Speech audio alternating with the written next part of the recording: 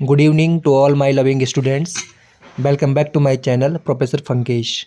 और आज के इस वीडियो में हम डिस्कस करने जा रहे हैं कल होने वाले बैक पेपर को। कल आपका पेपर 3 है फिजिक्स का, वेव्स एंड ऑसिलेशन। इससे पहले मैंने मैकेनिक्स के पेपर पर वीडियो बनाया था और मैंने जब पेपर बाद में आप लोगों का देखा तो जो मैंने वीडियो बनाया था उस वीडियो में से आपके जो लॉन्ग क्वेश्चन है 4 नंबर का जो क्वेश्चन आता है, उन 4 नंबर के क्वेश्चन में से आपके 4 क्वेश्चन मेरे वीडियो से एज इट इज आए थे। जबकि आपको 5 करने होते हैं लेकिन 4 क्वेश्चन एज इट इज मेरी वीडियो से आए थे।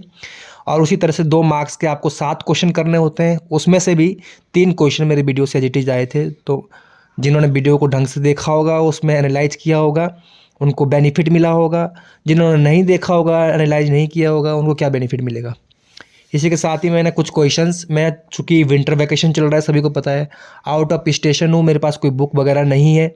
हालांकि मेरे पास कोई कंटेंट नहीं है लेकिन फिर भी मैंने इन क्वेश्चंस को डिक्टेट किया है, बनाया है और मेरे हिसाब से बहुत इंपॉर्टेंट क्वेश्चंस है। तो कल के पेपर के लिए आप इनको एक बार ज़रूर देख के जाइए। मैंने लॉन्ग और शॉर्ट डिक्टेट करके अलग बनाए हैं, आप इनको देख के ज़रूर जाइए।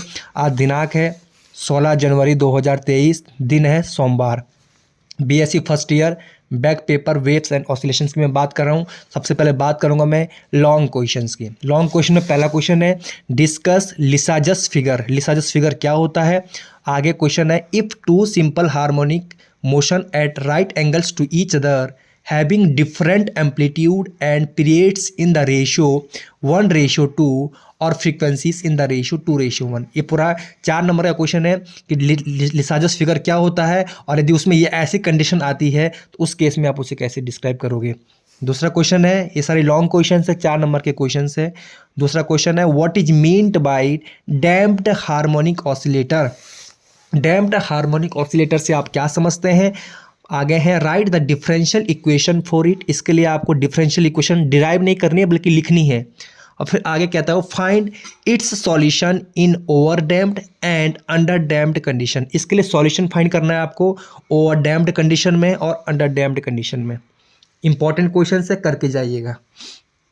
थर्ड क्वेश्चन है a particle is executing simple harmonic motion, derive an expression for it's total energy and show that it is constant being proportional to the square of the amplitude and inversely proportional to the square of the period। इस question में कह रहा है कि कोई particle है जो कि सिंपल हार्मोनिक मोशन को एग्जीक्यूट कर रहा है। ऐसे पार्टिकल के लिए आपको उसके टोटल एनर्जी का एक्सप्रेशन डिराइव करना है और साथ ही ये भी शो करना है कि जो कांस्टेंट है वो डायरेक्टली प्रोपोर्शनल किसके हैं, स्क्वायर ऑफ एम्पलीट्यूड के, और इनवर्सली प्रोपोर्शनल किसके हैं, स्क्वायर ऑफ पीरियड के। पीरियड मतलब होता है टाइम।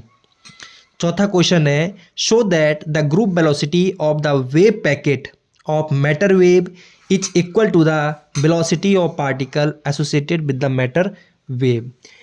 एक इस क्वेश्चन को ऐसे ही पूछ सकता है और करके मैंने लिखा है इसी क्वेश्चन को वो ऐसे ही पूछ सकता है कि show that the group velocity and wave velocity become equal for non dispersive medium. Non dispersive medium के लिए ग्रुप वेलोसिटी और वेव वेलोसिटी इक्वल हो जाती है। इसको आपको शो करना है, सिद्ध करना है, या फिर ऐसे ही पूछ सकता है। क्वेश्चन जैसे ही पूछे आंसर एक जैसा होगा। ये क्वेश्चन आने के कल मुझे लगता है कि 99% चांस है।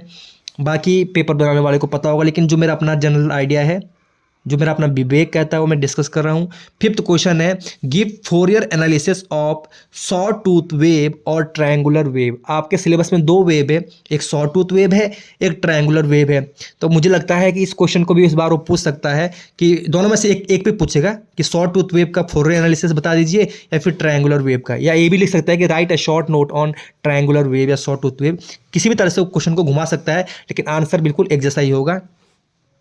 लास्ट क्वेश्चन है लॉन्ग क्वेश्चंस में establish the equation of motion of simple harmonic oscillator.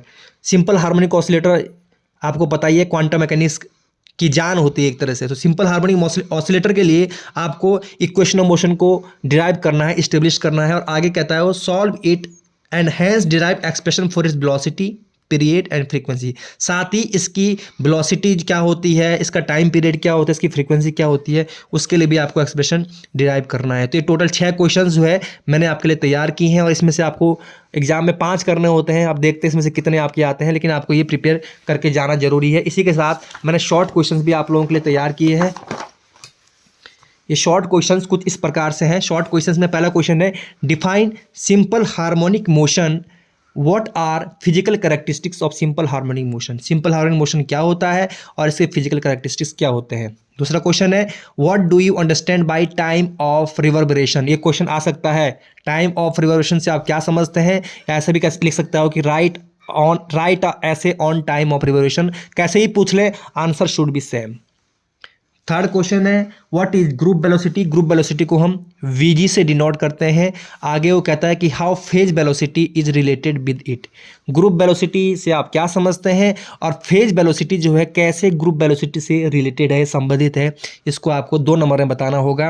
Next question है, short note on piezo electric effect और क्वार्ट्ज क्रिस्टल। किसी एक पे वो शॉर्ट नोट पूछ सकता है कि what do you understand bye piezo electric effect. ये पीजो इलेक्ट्रिक इफेक्ट कल पूछ सकता है, पढ़ के जाना होगा आपको।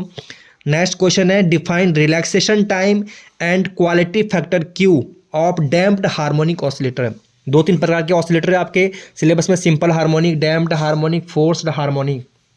लेकिन डैम्प्ड का पूछ रहा है कि डैम्प्ड के रिलैक्सेशन टाइम और क्वालिटी फैक्टर से आप क्या समझते हैं। नेक्स्ट क्वेश्चन है, what do you understand by bandwidth and sharpness of resonance. इन सब की डेफिनेशन आपको पता होनी चाहिए। बैंड विड्थ क्या होता है, रेजोनेंस का शार्पनेस क्या होती है। 3-3, 4-4 लाइन का आपको आंसर इनका याद करके जाना है, एक आइडिया लेके जाना है।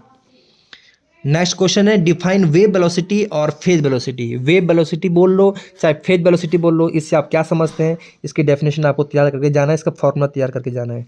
नेक्स्ट है, what do you mean by resonance, give 2 example. Resonance से आप क्या समझते हैं, इसको 2 उदाहरण देकर समझाइए।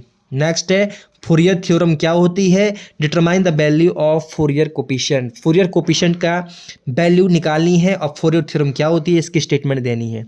नेक्स्ट है, difference between transverse wave and progressive wave. आपको दोनों तरह की वेव पढ़ के जानी है, ट्रांसवर्स वेव क्या होती है, प्रोग्रेसिव वेव क्या होती है और दोनों में अंतर क्या होता है, इसका भी आपको आइडिया लेके जाना है।